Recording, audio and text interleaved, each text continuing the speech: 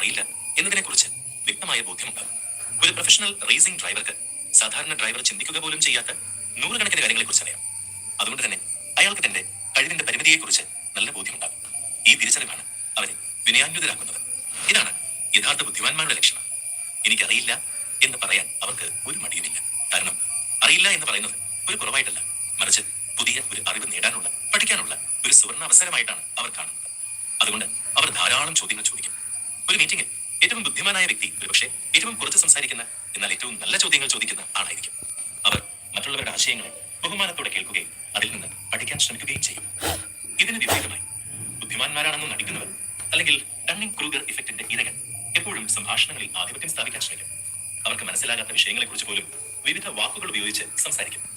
മറ്റുള്ളവരുടെ ആശയങ്ങളെ പുച്ഛിച്ചു തള്ളാനും തന്റെ അഭിപ്രായം മാത്രമാണ് ശരിയെന്ന് സ്ഥാപിക്കാനും അവർ നിരന്തരം ശ്രമിച്ചുകൊണ്ടിരിക്കും. അവർ ചോദ്യങ്ങൾ ചോദിക്കുന്നത് കുറവായിരിക്കും, ഉത്തരങ്ങൾ പറയുന്നത് കൂടുതലായിരിക്കും. ഇവിടെ നമ്മൾ മനസ്സിലാക്കേണ്ട ഒരു പ്രധാനപ്പെട്ട പാഠമുണ്ട്.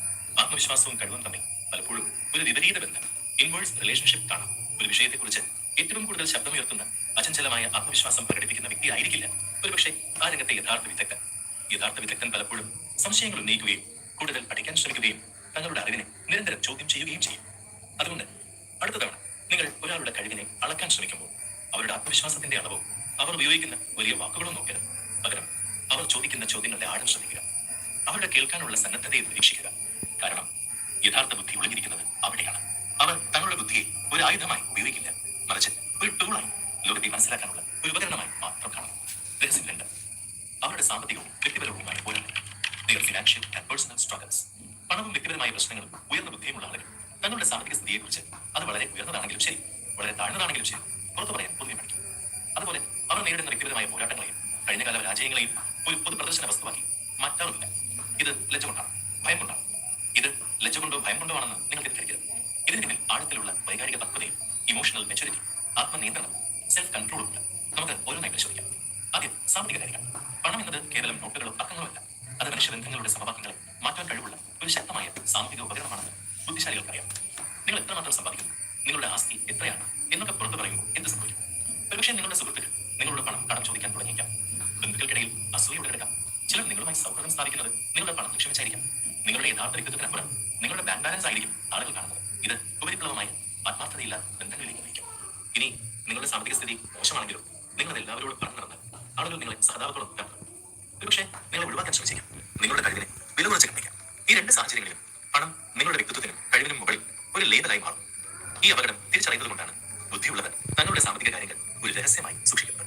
അവർ ആഗ്രഹിക്കുന്നത് പണത്തിന്റെ അടിസ്ഥാനത്തിലുള്ള ബന്ധങ്ങളല്ല, മറിച്ച് പരസ്പര ബഹുമാനത്തിലും സ്നേഹത്തിലും അധിഷ്ഠിതമായ ആത്മാർത്ഥമായ ബന്ധങ്ങളാണ്. ഇനി വ്യക്തിപരമായ പോരാട്ടങ്ങളുടെ കാര്യമില്ല. നമ്മുടെ എല്ലാം ജീവിതത്തിൽ പ്രതിസന്ധികളും പരാജയങ്ങളും ഉണ്ടാകും. എന്നാൽ ബുദ്ധിയുള്ള ആളുകൾ തങ്ങളുടെ പ്രശ്നങ്ങളെ കൈകാര്യം ചെയ്യുന്ന രീതി വ്യത്യസ്തമാണ്. സോഷ്യൽ മീഡിയയിൽ തങ്ങളുടെ സങ്കടങ്ങൾ പോസ്റ്റ് ചെയ്യുന്നതിനോ കാണുന്നവരോടെല്ലാം തങ്ങളുടെ പ്രശ്നങ്ങളെക്കുറിച്ച് പരാതി പറയുന്നതിനോ പകരം അവർ നിശബ്ദമായി അവയെ നേരിടാൻ ശ്രമിക്കുന്നു. ഇതിനർത്ഥം അവർ സഹായം തേടില്ല എന്നല്ല, തീർച്ചയായും തേടും. പക്ഷേ ആരോട്, എപ്പോൾ, എങ്ങനെ സഹായം തേടണം എന്നവർക്ക് വ്യക്തമായ ധാരണയുണ്ട്. അവർ തങ്ങളുടെ പ്രശ്നങ്ങൾ വിശ്വസ്തരായ 1-2 സുഹൃത്തുക്കളോടോ കുടുംബാംഗങ്ങളോടോ അല്ലെങ്കിൽ ഒരു പ്രൊഫഷണൽ കൗൺസിലറോടോ മാത്രം പങ്കുവയ്ക്കുന്നു.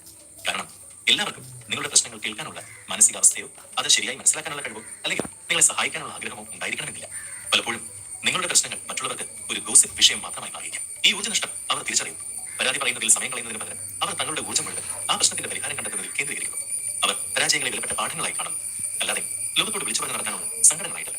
അവരുടെ ശ്രദ്ധ എപ്പോഴും പ്രശ്നങ്ങളില്ല, പരിഹാരങ്ങളിലാണ്. Solution focused mindset. ഈ ഒരു മനോഭാവമാണ് അവരെ പ്രതിസന്ധികളിൽ തളരാതെ മുന്നോട്ട് നയിക്കുന്നത്. രഹസ്യം 3, അവരുടെ ദീർഘകാല ലക്ഷ്യങ്ങൾ പ്രചോദനം. Long term goals and motivation.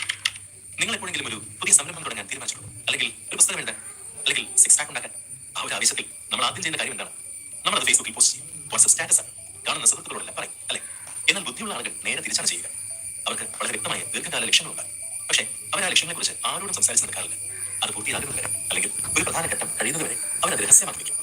എന്തുകൊണ്ടെന്നാൽ വലിയ പദ്ധതികൾ നേരത്തെ തന്നെ വെളിപ്പെടുത്തുന്നത് എത്രത്തോളം അപകടകരമാണെന്ന് അവർക്കറിയാം. ഇതിനും മനഃശാസ്ത്രപരമായ കാരണങ്ങളുണ്ട്. ഒന്നാമതായി, നിങ്ങൾ നിങ്ങളുടെ വലിയ സ്വപ്നങ്ങളെക്കുറിച്ച് മറ്റൊരാളോട് പറയുമ്പോൾ പലതരത്തിലുള്ള പ്രതികരണങ്ങൾ വരാം. ചിലർ നിങ്ങളെ നിരുത്സാഹപ്പെടുത്തും. ഇതൊന്നും നടക്കാൻ പോകുന്നില്ല, വെറുതെ സമയം കളയണ്ട എന്ന് പറയും. മറ്റു ചിലർ അനാവശ്യമായ ഉപദേശങ്ങൾ തരും. അങ്ങനെ ചെയ്യരുത്, ഇങ്ങനെ ചെയ്യും എന്ന് പറഞ്ഞ് നിങ്ങളെ ആശയപ്പെടുത്തില്ല. വേറെ ചിലർ നിങ്ങളുടെ കാഴ്ചപ്പാട് മനസ്സിലാക്കാതെ അതിനെ വിമർശിക്കും. ഈ പുറത്തു നിന്നുള്ള ബഹളങ്ങൾ, എക്സ്റ്റേണൽ നോയ്സ്, നിങ്ങളുടെ ശ്രദ്ധയെയും ഫോക്കസിനെയും തടസ്സപ്പെടുത്തും. നിങ്ങളുടെ ആത്മവിശ്വാസത്തെ അത് താഴ്ന്നു തിന്നിക്കാം. രണ്ടാമത്തെ കാരണം ഇതിലും രസകരമാണ്. സൈക്കോളജിസ്റ്റുകൾ ഇതിനെ സോഷ്യൽ റിയാലിറ്റി എന്ന് വിളിക്കും. നിങ്ങളുടെ ലക്ഷ്യത്തെക്കുറിച്ച് മറ്റൊരാളോട് പറയുമ്പോൾ നിങ്ങളുടെ തലച്ചോറിന് ആ ലക്ഷ്യം ഒരു പരിധിവരെ നേടിയതുപോലെ ഒരു ചെറിയ സംതൃപ്തി ലഭിക്കും. ആ സംതൃപ്തിയിൽ ആ ലക്ഷ്യം